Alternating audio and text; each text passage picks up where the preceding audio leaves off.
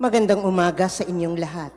Malugod na pagtanggap sa St. Joseph Parish, Gagalangin sa ika-6 ng umagang banal na misa sa pagdiriwang ng liturhiya ngayong Huwebes sa unang linggo ng 40 araw ng paghahanda. Tumayo po ang lahat at tayo'y makiisa sa banal na misa na pamumunuan ng ating Kura Paroko, Reverendo Padre Douglas D. Badong. Ako'y kaawaan,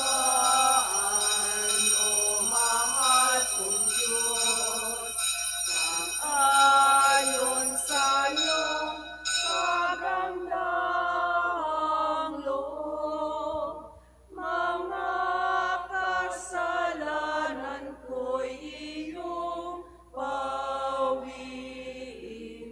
ayon din sa iyong pag-ibig sa akin.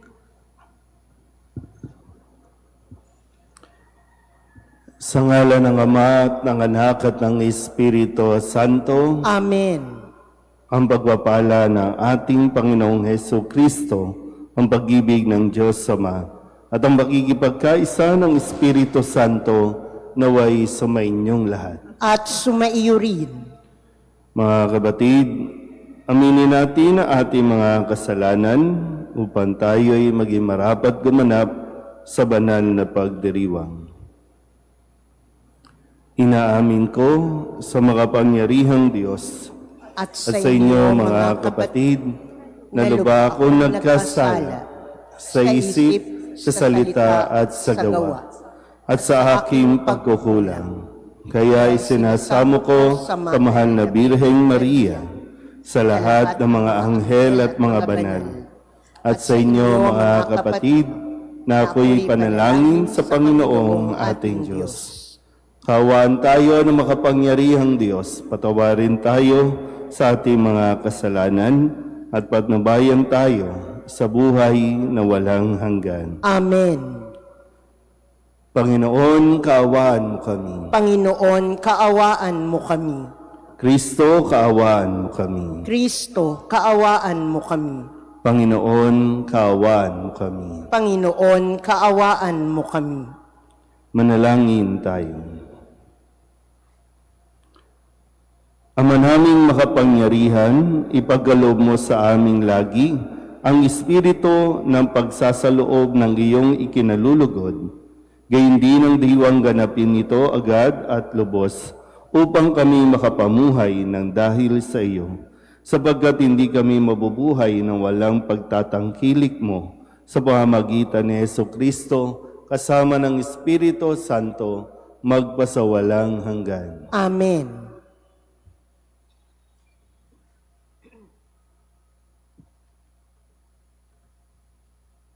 Pagbasa mula sa aklat ni Esther.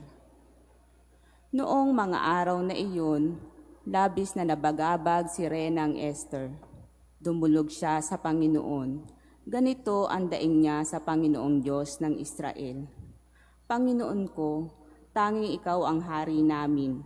Tulungan mo ako na ngayon nag-iisa at walang ibang maaasahang tutulong kundi ikaw lamang. Haharap ako sa napakalaking panganib. Mula pa sa aking pagkabata, narinig ko na sa liping kinabibilangan ng aking angkan na ikaw, Panginoon, ang humirang sa Israel mula sa dinarami-rami ng mga bansa. At ikaw din, sa panahong iyon, ay pumili sa amin sa mga magulang upang maging iyong bayan magpakailanman. Tinupad mo ang lahat ng iyong ipinangako sa kanila. Alalahanin mo kami, Panginoon, ipadama mo sa amin ang iyong paglingap sa sandaling ito ng kagipitan. Bigyan mo ako ng lakas ng loob, ng hari ng mga dinodiyos at pinuno ng lahat ng kapangyarihan sa lupa. Bigyan mo ako ng kakayahang magsalita sa harap ng liyong si Aswero upang mas akit ang kanyang puso na mamunhi sa taong kumakalaban sa amin at sa gayoy mapahamak siya kasama ng nakikipagsabuatan sa kanya. Iligtas mo kami, Panginoon. Tulungan mo ako na ngayon nag-iisa at walang ibang maaasahang tutulong kundi ikaw lamang. Ganap mong nababatid ang lahat. Ang salita ng Diyos. Salamat sa Diyos. Noong ako ay tumawag, tugon mo'y aking tinanggap. Noong ako ay tumawag, tugon mo'y aking tinanggap. Ako poon buong pusong aawit ng pasalamat. Sa harap ng mga anghel, pupurihin kitang ganap. Sa harap ng iyong templo, ay yuyuko at gagalang. Pupurihin kita roon, pupurihin ko ang iyong ngalan. Noong ako ay tumawag, tugon mo'y aking tinanggap. Dahilan sa pag-ibig mo at sa iyong katapatan, ika'y tunay na dakila, pati ang iyong katutusan. Noong ako ay tumawag, tinanggap ko ang tugon mo. Sa lakas mong itinulong, ay lumakas agad ako. Noong ako ay tumawag, tugon mo'y aking tinanggap. Nahandang harapin mo ang mapupusok kong kaaway. Ligtas ako sa piling mo, sa lakas mong iyong taglay. Yaong mga pangako mo ay handa mong tutging lahat. Ang dahilan nito poon, pag-ibig mo'y di kukupas. At ang mga sinimulan mo'y gagawin mong magaganap. Noong ako ay tumawag, tugon mo'y aking tinanggap. Magsitayo po ang lahat. Papuri sa'yo, Panginoong Hesukristo, Hari ng walang hanggang kapurihan. Diyos ko, sa aki igawad, loobing tunay na tapat. Puso ko'y gawin mong wagas, nang manauli ang galak, bunga ng iyong pagliligtas. Papuri sa'yo, Panginoong Hesukristo, Hari ng walang hanggang kapurihan.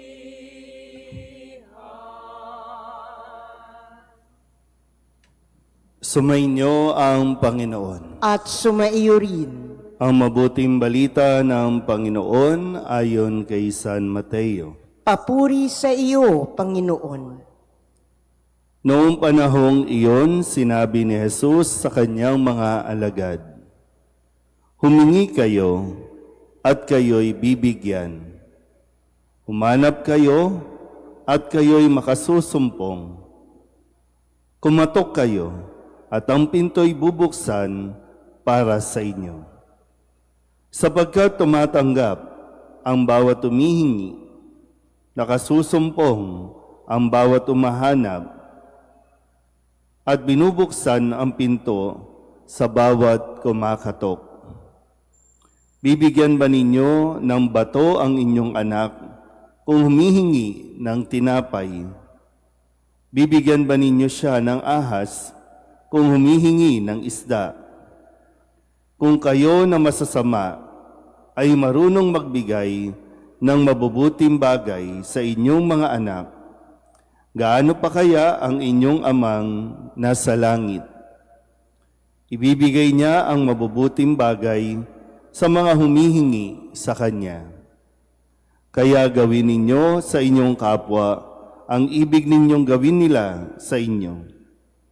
Ito ang kahulugan ng kautusan ni Moises at ng turo ng mga propeta. Ang mabuting balita ng Panginoon. Pinupuri ka namin, Panginoong Hesukristo. Isang magandang umaga po sa inyong lahat. Ngayon po ay Huwebes ng unang linggo sa 40 araw na paghahanda. At sa linggong ito ay pinagtutuunan natin ng pansin at pagninilay ang tungkol sa pananalangin.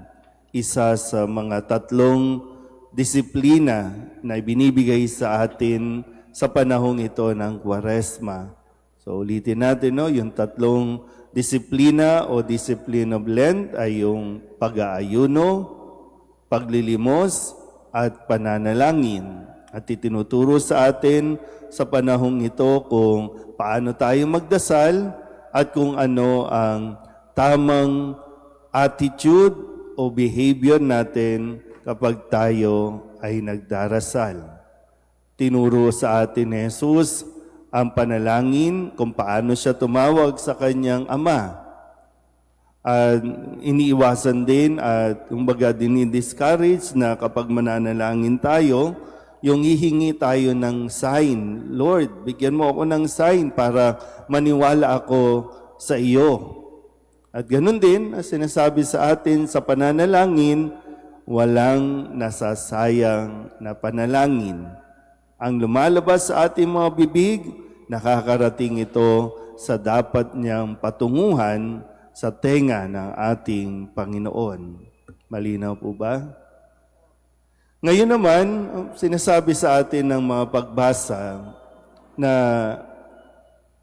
napakahalagang bahagi ng ating buhay ay yung ating pong pananalangin. Dahil sa pananalangin, tayo ay nakikipag-usap sa Diyos. Ipinaparating natin sa Diyos ang lahat ng ating mga saloobin, ang lahat ng ating mga hinaing, maging ang ating mga problema, at lalong-lalo na, nagagawa niyo po ba kapag kayo ay masaya, kapag solve ang problema, nagdadasal pa rin ba? O kapag meron lang tayong pinagdadaanan, saan tayo para bang at home? At home ba tayong magdasal kapag may problema? Ay paano kapag masaya? Nakukuha din ba natin magdasal? At sa araw na ito, pinapaalala sa atin ni Kristo na ang Panginoon, marunong siyang makinig sa ating pong mga dalangin. Pero, sabi nga dito, hindi lahat ng panalangin, hindi lahat ng hinihingi natin, ibibigay sa atin. Hindi lahat ng hinihingi natin, makakabuti para sa atin. Kaya sabi, bibigyan nyo ba ng bato kung humihingi ng tinapay? Bibigyan nyo ba ng ahas kung humihingi ng isda? Ibibigay nyo ba kung ikakapahamak nito? I'm sure kayo po mga magulang na naririto, mas biyasa na kayo sa karanasan, kung kayan, hindi man naiintindihan ng mga anak ninyo kapag hindi nyo ipinagkakalob yung request nila, dahil alam nyo, hindi ito makakabuti sa inyo. At ang isang magulang na bigay lang ng bigay sa kanilang mga anak, ang mga anak hindi natututong mabuhay ng tama. Yung tinatawag natin na i-spoiled. Kaya nga diba, pag hindi mo binigay, anong gagawin? Magdadabog, magwawala. At para maiwasan yon, bigay ka na lang. So ikaw ang nahuhulog sa trap. Ikaw ang natutokso sa kahilingan ng iyong mga anak na hindi naman talaga kailangan. Kaya nga, dapat tinitimbang din natin. No?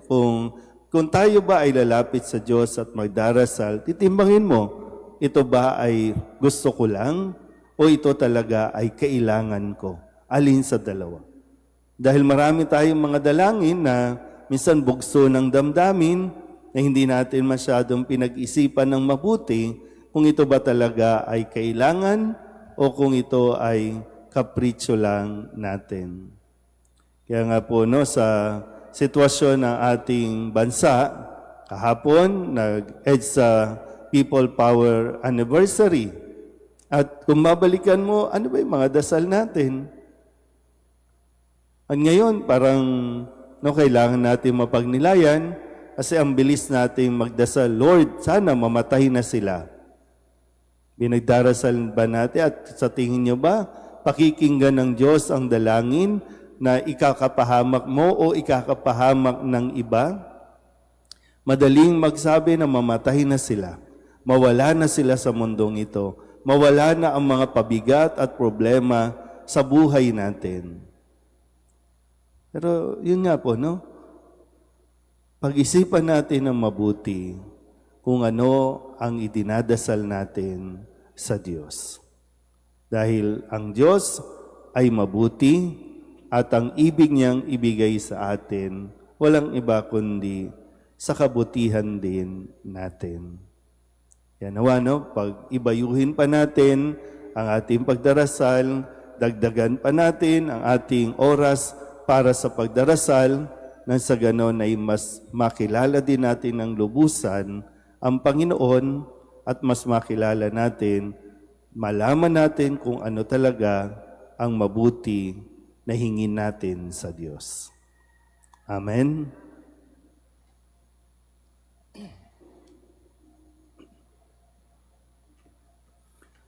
Nangako si Jesus, humingi at kayo'y bibigyan.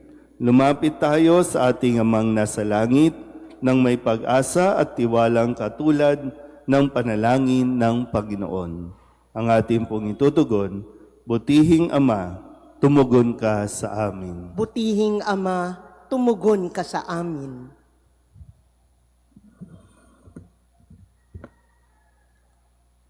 Sa buong simbahan sa daigdig, lumaganap ang taimtim na panalangin. Manalangin tayo sa Panginoon. Butihing Ama, tumugon ka sa amin. Ang mga taong nalululong sa masasamang bisyo at nasasadlak sa kasalanan, naway humingi ng kapatawaran. Manalangin tayo sa Panginoon. Butihing Ama, tumugon ka sa amin. Tayo naway manatili sa pananalangin kahit tayo ay pinanghihinaan ng loob dahil sa kabiguan sa buhay. Manalangin tayo sa Panginoon. Butihing Ama, tumugon ka sa amin. Ang mga may sakit, naway makita ang kahulugan ng kanilang pagtitiis sa kanilang karamdaman. Manalangin tayo sa Panginoon. Butihing Ama, tumugon ka sa amin. Ang mga yumaong tapat sa Panginoon, naway mapatawad at muling mabuhay kasama si Kristo sa walang hanggan. Manalangin tayo. Sa Butihing Panginoon. Ama, tumugon ka sa amin. Idulog din natin sa Panginoon ang ating mga personal na kahilingan at mga panalangin para sa ating mga pamilya, kasama din ang mga kahilingan ng mga nanonood sa online. Lahat ng mga misang pasasalamat, special na intensyon, agarang paggaling ng mga may sakit, at ang lahat ng mga kaluluwa na inihiling na ipagdasal sa misang ito.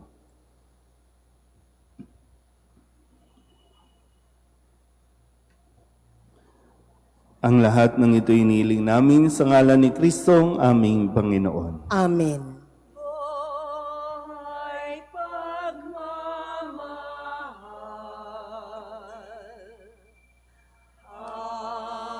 alak at pinapay,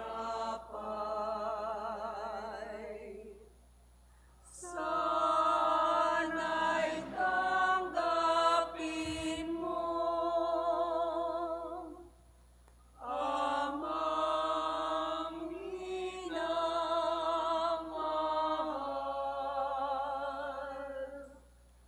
Buhay pagmamahal, alak at pinapay, sana'y tanggapin mo, Amang minamahal.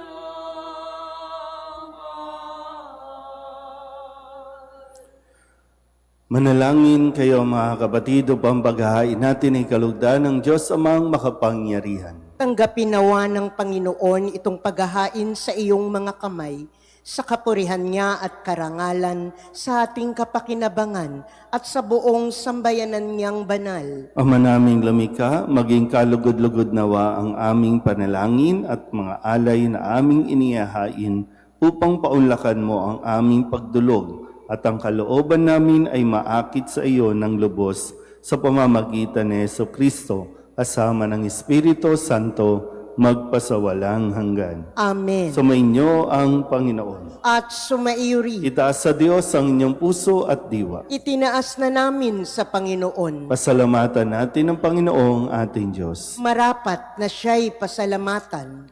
Ama naming makapangyarihan, tunay ngang marapat na ikaw ay aming pasalamatan sa pamamagitan ni Jesucristo na aming Panginoon.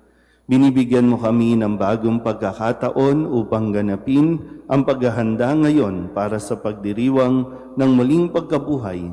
Kaysa ng iyong anak na minamahal, aming inilalaan ang panahon, talino't yaman para ganapin ang iyong kalooban na ang kapwa-tao ay lubos sa damayan. Sa pagdiriwang namin sa aming pagsilang bilang mga kaanib ng iyong sambayanan, kami iyong pinagkakamit ng katayuang ganap sa pagtatangkilik. Kaya kaysa ng mga anghel na nagsisiawit ng papuri sa iyo nang walang humpay sa kalangitan, kami nagbubunyi sa iyong kadakilaan. Santo, Santo, Santo, Panginoong Diyos ng mga hukbo, napupuno ang langit at lupa ng kadakilaan mo, o sana sa kaitaasan. Pinagpala ang naparirito sa ngalan ng Panginoon, o sana sa kaitaasan. Ama naming banal, ikaw ang bukal ng tanang kabanalan. Kaya't sa pamamagitan ng iyong Espiritu, gawin mong banal ang mga kaloob na ito upang para sa aming maging katawan at dugo ng aming Panginoong Hesu Kristo. Bago niya pinagtiis ang kusang loob na maging handog, hinawakan niya ang tinapay, pinasalamatan kaniya, pinaghati-hati ni iyon, iniabot sa kanyang mga alagad at sinabi, "Tanggapin ninyong lahat ito at kanin. Ito ang aking katawan na ihahandog para sa inyo."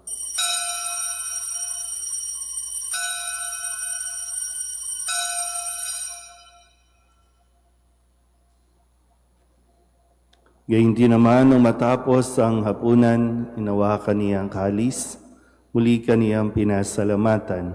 Iniabot niya ang kalis sa kanyang mga alagad at sinabi, "Tanggapin ninyong lahat ito at inumin. Ito ang kalis ng aking dugo, ng bago at walang hanggan tipan. Ang aking dugo na ibubuhos para sa inyo at para sa lahat sa ikapagpapatawad ng mga kasalanan. Gawin ninyo ito sa pag-alaala sa akin."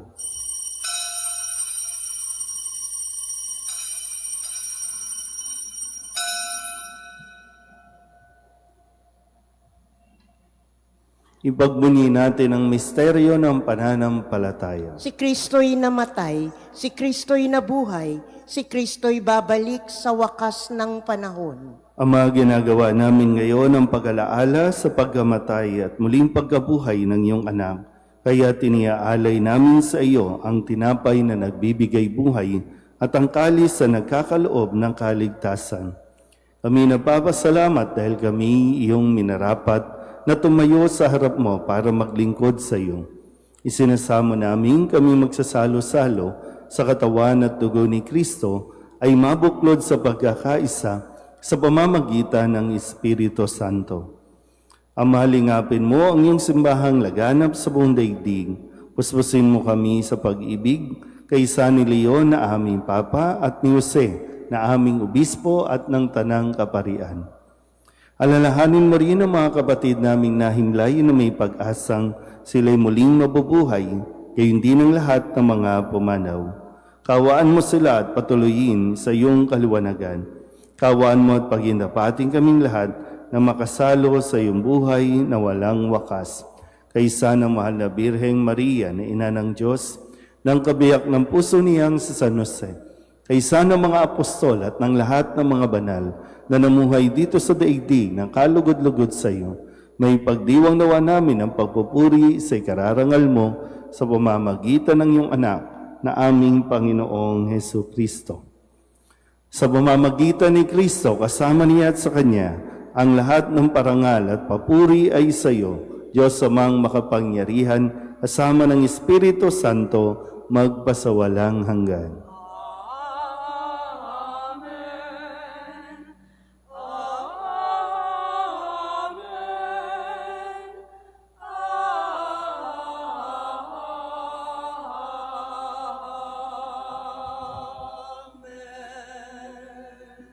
Sa tagubili ng mga nakagagaling na utos at turo ni Jesus sa Panginoon natin na Diyos, ipahayag natin ang lakas loob. Ama namin, sumasalangit ka, sambahin ang ngalan mo, mapasa amin ang kaharian mo, sundin ang loob mo dito sa lupa para nang sa langit. Bigyan mo kami ngayon ng aming kakanin sa araw-araw at patawarin mo kami sa aming mga sala para nang pagpapatawad namin sa nagkakasala sa amin. At huwag mo kaming ipahintulot sa tukso at iadya mo kami sa lahat ng masama. Inihiling namin kami iadya sa lahat ng masama, pagkalooban ng kapayapaan araw-araw, iligtas sa kasalanan at ilayo sa lahat ng kapahamakan, samantalang aming pinananabikan ang dakilang araw ng pagpapahayag ng tagapagligtas naming si Hesu Kristo. Sapagkat iyo ang kaharian at ang kapangyarihan at ang kapurihan magpakailanman. Amen. Panginoong Hesu Kristo, sinabi mo sa iyong mga apostol, kapayapaan ang iniiwan ko sa inyo, ang aking kapayapaan ang binibigay ko sa inyo. Tunghayan mo ang aming pananampalataya at huwag ang aming mga pagkakasala. Pagkalooban mo kami ng kapayapaan at pagkakaisa ayon sa iyong kalooban, kasama ng Espiritu Santo, magpasawalang hanggan. Amen. Ang kapayapaan ng Panginoon ay laging sumainyo. At sumaiyo rin. Mabigayan tayo ng kapayapaan sa isa't isa. Kordero ng Diyos na nag-aalis ng mga kasalanan ng sanlibutan, maawa ka sa amin. Kordero ng Diyos na nag-aalis ng mga kasalanan ng sanlibutan, maawa ka sa amin. Kordero ng Diyos na nag-aalis ng mga kasalanan ng sanlibutan, ipagkaloob mo sa amin ang kapayapaan. Ito ang kordero ng Diyos. Ito ang nag-aalis ng kasalanan ng sanlibutan. Mapalad ang mga inaanyayahan sa kanyang piging. Panginoon, hindi ako karapat-dapat na magpatuloy sa iyo, ngunit sa isang salita mo lamang ay gagaling na ako.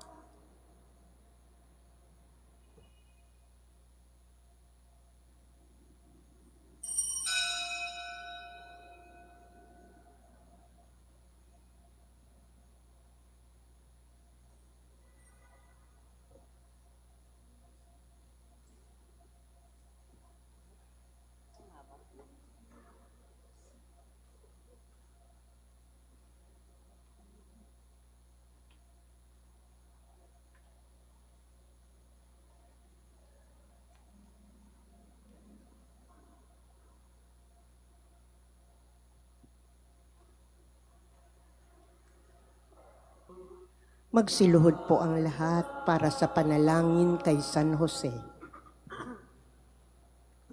Abang tagapangalaga ng tagapagligtas, kabiyak na puso ng mahal na Birheng Maria, sa iyo ipinagkatiwala ng Diyos ang kaisa-isa niyang anak. Sa iyo nagtiwala si Maria. Sa piling mo, si Kristo'y naging tao.